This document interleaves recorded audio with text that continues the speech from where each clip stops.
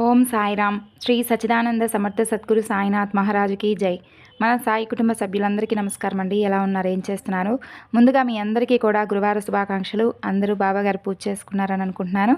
ఇక ఈరోజు బాబాగారి సందేశం ఏమిటి అంటే, నీకు శుభాకాంక్షలు తెలియజేయబోతున్నాను. గురువార శుభవార్తను విను, ఆనందంతో గంతులు వేస్తావని అంటున్నారు. మరి ఈ సందేశానికి ఉన్నటువంటి పరమార్థం గురించి తప్పకుండా తెలుసుకుందామండి. అంతకన్నా ముందు మన ఛానల్ని ఎవరైనా కొత్తగా చూస్తున్నట్లయితే ఛానల్ను సబ్స్క్రైబ్ చేసుకొని, వీడియో కనుక నచ్చినట్లయితే తప్పకుండా లైక్ చేయడం మాత్రం మర్చిపోకండి ఫ్రెండ్స్. ఇక బాబాగారి సందేశానికి ముందుగా బాబాగారి గురించి 2 మాటలు చెప్పుకున్న తర్వాత సందేశం ఏమిటనేది తెలుసుకుందామండి. భగవంతుని పట్ల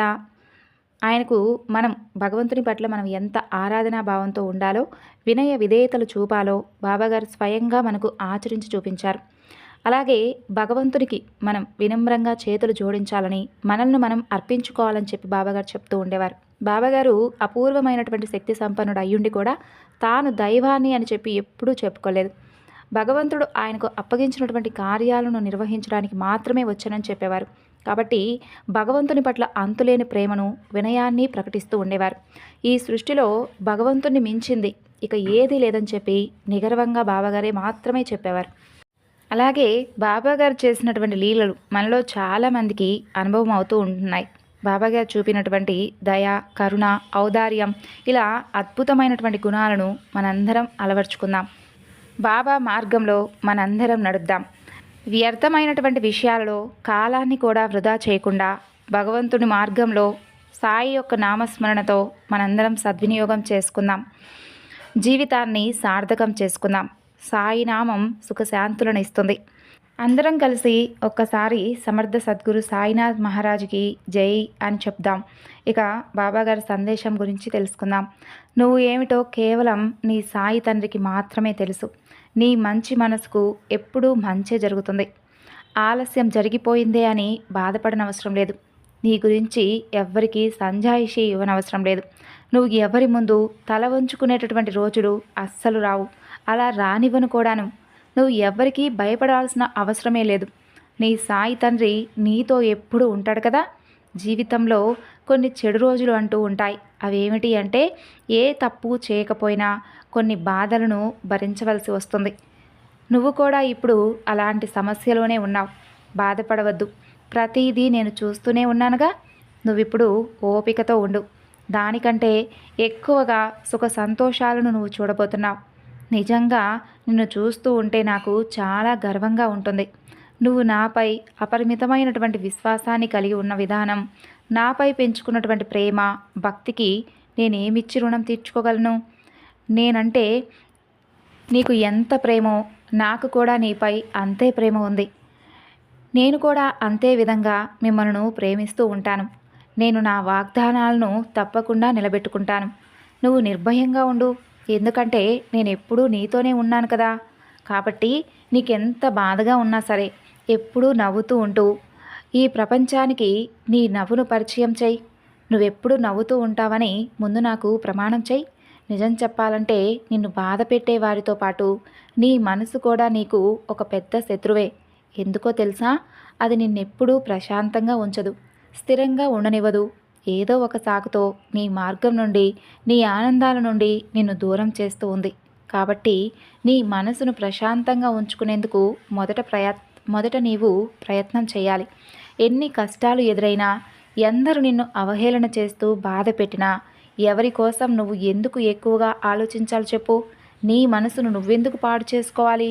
ఎప్పుడైతే ఆ ఆలోచనలన్నీ నువ్వు విడిచిపెడతావో అప్పుడే నీ మనసు కాస్త కుదుట పడుతుంది. నీలో నీకు తెలియనటువంటి మంచి గుర్తింపు ఉంది కదా, దానిని నువ్వు బయటపెట్టు. తప్పకుండా నువ్వు విజయాన్ని సాధిస్తావు.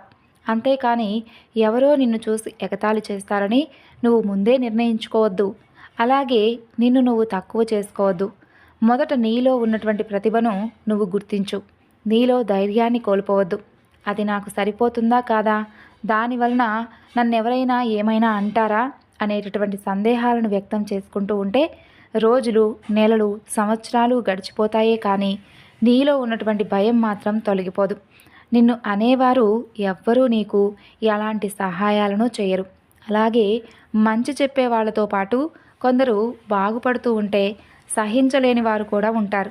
కాబట్టి అలాంటి వారి మాటల మాయలో నువ్వు చిక్కుకోవద్దు. వారితో నువ్వు కాస్త జాగ్రత్తగా ఉండాలి. నిన్ను నువ్వు నిరూపించుకునేటటువంటి సమయాన్ని వృధా చేసుకోవద్దు.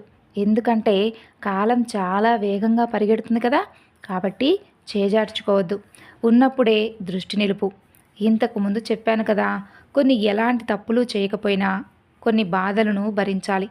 అవి కొందరి సూటిపోటి మాటలవచ్చు, వారి ప్రవర్తన వల్ల కావచ్చు, నీకు బాధ కలిగేలా ఉండవచ్చు, నీకంటూ సరైనటువంటి గుర్తింపు లేక వారికి చులకనగా అవ్వచ్చు. కాబట్టి అలాంటి వాటిని నువ్వు బాధతో, ఆలోచనలతో సమయాన్ని వృధా చేయడం కన్నా అలాంటి వారికి తగినటువంటి బహుమతి నీ గుర్తింపుతోనే ఇవ్వాలి.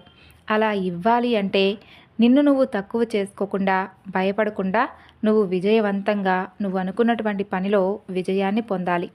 అది నువ్వు మొదలు పెట్టగానే నీకు ఒకేసారి లాభాన్ని ఇవ్వకపోవచ్చు. ముందు ముందు రోజుల్లో నీకు అది పెద్ద మనుగడగా మారి నీ కుటుంబాన్ని తప్పకుండా నిలబెడుతుంది.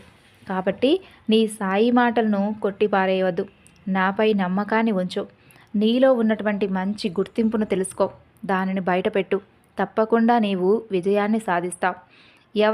ఎవరినో చూసి భయపడనవసరం లేదు. ఎవరో నిన్ను ఎగతాళి చేస్తారని అస్సలు ఆలోచించనే వద్దు. ఒక్కసారి కనుక నీవు అందులో విజయాన్ని సాధించిన తర్వాత ఎవరైతే నిన్ను ఎగతాళి చేశారో, ఎవరైతే నిన్ను ఆ పనికి నువ్వు సరిపోవని నిన్ను ఇబ్బంది పెట్టాలని చూశారో వారందరూ కూడా నిన్ను తప్పకుండా అనుసరిస్తారు. వారి క్షమాపణలు తప్పకుండా నీకు అందుతాయి. అంతవరకు నువ్వు కాస్త ఓర్పు సహనంతో ఉండి నీ పని యందు నువ్వు దృష్టి నిలుపు. ఎల్లప్పుడూ నీకు ఈ సాయి సహకారాలు తోడుగా ఉంటాయి. నేను నీ పరిస్థితిని చూసి అర్థం చేసుకున్నాను కాబట్టే ఈ సందేశాన్ని నీకు అందించేటటువంటి బాధ్యత తీసుకున్నాను. ఈ మాటలను ఆలకించి ఎప్పుడూ భయపడకుండా, అలాగే ఎక్కువగా ఆలోచించకుండా ముందుకు సాగిపో. నీ ప్రారంధాన్ని స్వీకరించు. ఒకటి గుర్తించుకో, ఏదైనా కూడా అకారణంగా జరగదు. నిన్ను నువ్వు ఎప్పుడు ఒంటరి దానివి అని అనుకోవద్దు. నన్ను ఎప్పుడు పిలిచినా నేను నీ దగ్గరకు వస్తాను. ఒకవేళ నువ్వు నా దగ్గరకు రావడానికి నీకు కాస్త ఇబ్బందులు ఎదురైతే అప్పుడు కూడా నువ్వు బాధపడనవసరం లేదు. నేనే నీ దగ్గరకు వస్తాను. నువ్వేమీ ఇబ్బంది పడనవసరం లేదు. ఈ సాయి కేవలం నీ ఒక్క పిలుపుకు పరుగు పరుగున వస్తాడు. నేను నీకు కలలో దర్శనం ఇస్తాను. నువ్వు కోరుకుంటున్నవన్నీ నీకు తప్పక అందిస్తాను. నేనే వచ్చి నిన్ను ఆశీర్వదిస్తాను. నువ్వు తప్పకుండా ఒక అనుభూతిని పొందుతావు. ఏదో తెలియనటువంటి ఒక శక్తి నన్ను కాపాడుతుంది అనేది ఒక నిజమైనటువంటి నా భక్తుడికి మాత్రమే తెలుస్తుంది. అదే అనుభూతి నీకు కూడా కలుగుతుంది. అటువంటి నిజమైనటువంటి భక్తుడితో నేను జీవితాంతము కలిసి ప్రయాణం చేస్తూ ఉంటాను. ఇతరులు నిన్నెంతగా నిందించినా సరే, నిన్ను ఎంతగా అవమానించినా సరే, నీవు మాత్రం కఠినంగా జవాబు ఇవ్వవద్దు. అటువంటి వాటిని నీవెప్పుడూ ఓర్చుకోవడం వలన నిశ్చయంగా నీకు సంతోషమే కలుగుతుంది. ఈ ప్రపంచం తలకిందులైనప్పటికీ నీవు మాత్రం చలించవద్దు. నీ ఉన్న చోటనే స్థైర్యంగా నిలబడి ఉండు. నెమ్మదిగా నీ ముందు జరుగుతున్నటువంటి నాటకాన్ని చూస్తూ ఉండడం నేర్చుకో. అప్పుడే నీకు ఈ ప్రపంచంలో జరిగేటటువంటి అన్ని విషయాల గురించి తప్పకుండా అవగతమవుతుంది. ఇక మనిద్దరి మధ్య ఉన్నటువంటి గోడను తొలగించు. అప్పుడిక నీకు సమస్తము నాతోనే నువ్వు కలిసి నడుస్తున్నావని ఒక అనుభూతి నీకు కలుగుతుంది.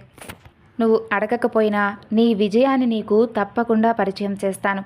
అది నీ దగ్గరకు ఎప్పుడు చేరాలో ఆ సమయానికే నీ దగ్గరకు చేరుస్తాను. కాబట్టి నిరాశగా ఉండవద్దు. నీకోసం ఎప్పుడూ ఒక తలుపు తెరిచే ఉంటుంది. అది నాదే. నేను నీకు ఆనందాన్ని, శాంతిని అనుగ్రహిస్తాను. ఈ ద్వారకామాయి తలుపులు ఎప్పుడూ నా భక్తుల కోసం నిరంతరం తెరిచే ఉంటాయి. నన్ను ఎక్కువగా ప్రేమిస్తూ ఉండేవారు ఎప్పుడూ నన్ను చూస్తూనే ఉంటారు. నేను లేకుండా వారికి ప్రపంచం మొత్తం నిర్జనమైపోయి ఉంటుంది. నా కథలను చెప్పుకునేవారు, నిరంతరం నన్ను ధ్యానిస్తూ ఉండేవారు, నా నామాన్ని చెప్పుకుంటూ నా కథలను వినేవారికి నేను ఎప్పుడూ రుణపడి ఉంటాను అని నీకెన్నోసార్లు చెప్పాను కదా. కాబట్టి నీ భారం మొత్తం నాపై పెట్టు. నీ పనిపై నువ్వు దృష్టి పెట్టు.